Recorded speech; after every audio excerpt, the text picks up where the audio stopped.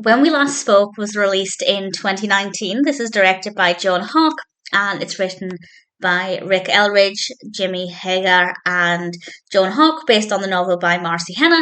And we have a cast including Cloris Leachman and Corbin Bernsen. We have Melissa Gilbert and Chandler Head, Darby Camp, Lacey Camp, and various others. And in general, there are some positive things about this, but as a story, I found it to be quite dull. But it does have 7 out of 10 on IMDb.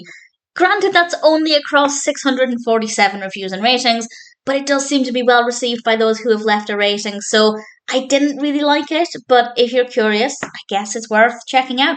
It's about two young girls who are raised in the 60s by their grandparents, and it's basically about their story and what their life was like, the people they meet, and that's the bit that I found to be tremendously boring. It's not that exciting. There are some moments here and there, of course, that are not too bad. They're okay to watch, but in general, I feel like the story just wasn't the most fascinating. But on the flip side, the characters are really likable. The girls are so sweet, and while I didn't really like the narrative, part of me liked following their story, getting to know them more. I thought that worked really well. All of the characters are really well written. We have some really good performances. Visually, it is stunning. It is so beautiful to look at. The lighting is gorgeous.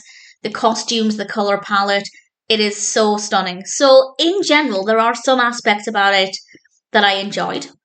And that meant it was never completely a boring experience.